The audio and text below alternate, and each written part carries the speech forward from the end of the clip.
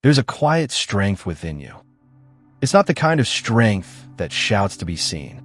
It doesn't dominate a room or push its way through life. This strength is gentle. It listens. It feels. It understands.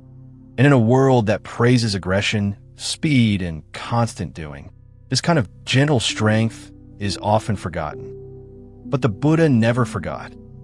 He taught that our true nature is not harsh, is not greedy, is not restless. Our true nature is soft, aware, and deeply compassionate. And when we return to this gentle way of being, we don't become weak. We become whole again. So today, let's take a quiet walk back home, to the gentle part of you that's always been waiting.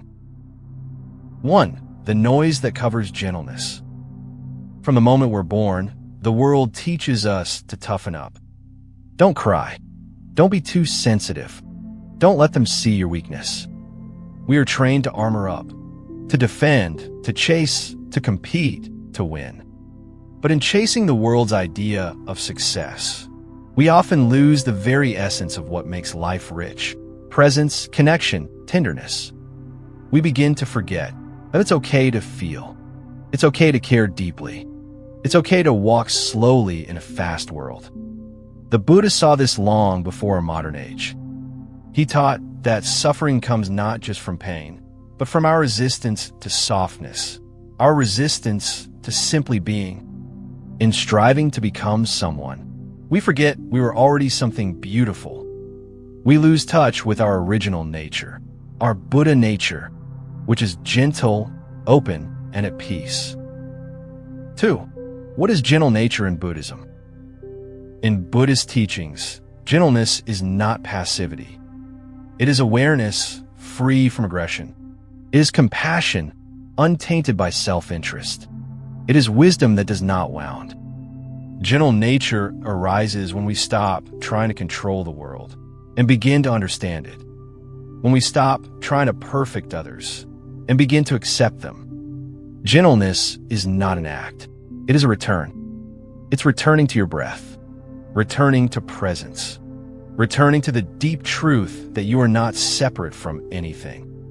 It's in this returning that gentleness naturally unfolds, not as a behavior, but as a way of being. 3. The strength hidden in softness. The world may call softness weakness, but to remain soft when life gets hard is the greatest strength of all. Anyone can react in anger. Anyone can lash out in fear. But to respond with stillness, with grace, with love, that takes deep inner power. Think of water. It is soft, yet it carves through mountains. It flows around obstacles without resistance. It nourishes without demand.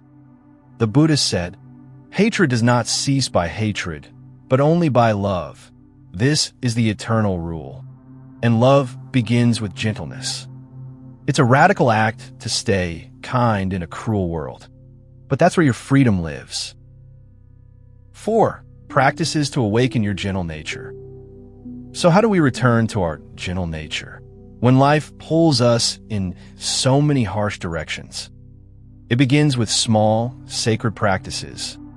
Mindful breathing. Take a moment and breathe. Feel the air enter and leave your body. With each breath, soften. Let your jaw unclench. Let your heart quiet down. Gentleness begins in the breath. Compassion meditation. Visualize someone you love, then someone you're neutral toward, then someone who's hurt you. Wish all of them peace, safety, happiness. This softens the armor around your heart. Walking slowly. The Buddha often walked slowly, aware of each step, grounded in the now.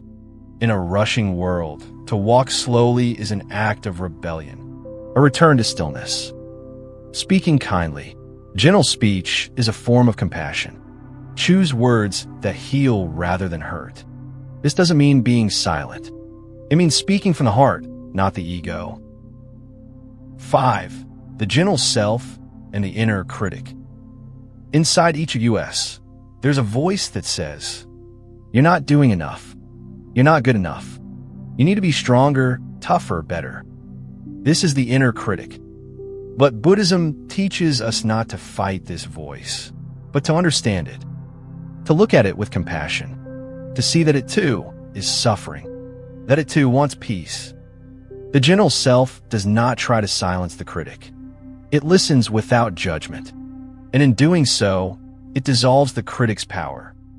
This is emotional freedom, not suppressing what we feel, but embracing it without being ruled by it. 6. Gentle does not mean passive. There's a myth that being gentle means letting others walk all over you. But true gentleness comes with boundaries. You can say no with love. You can walk away with kindness.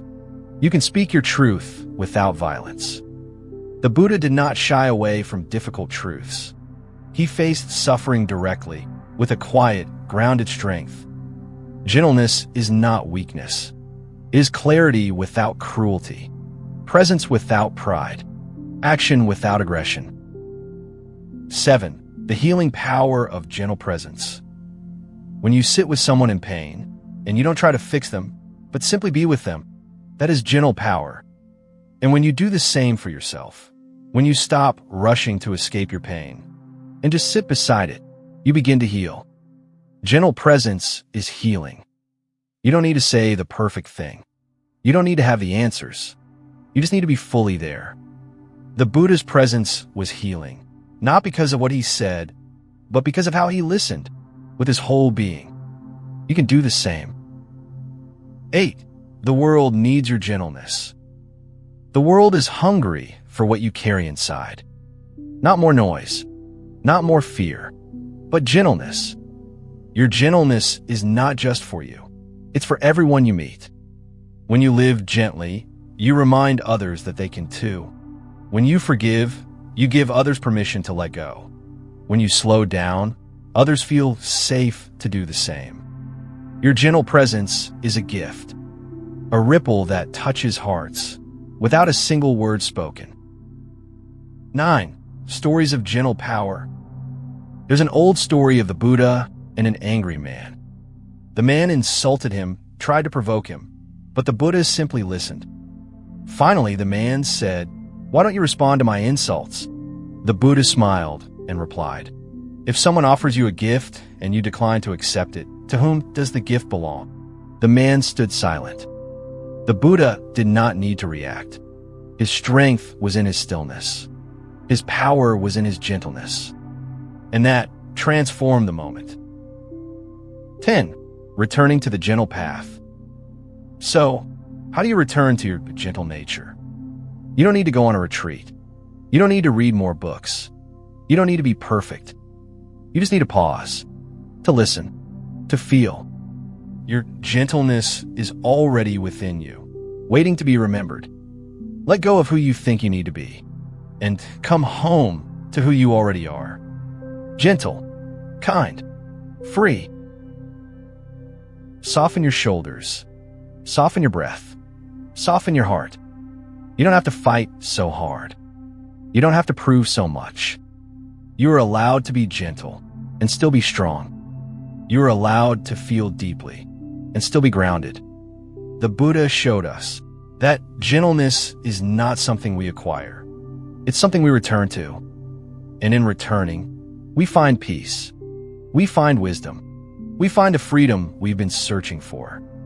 Not out there, but right here, within.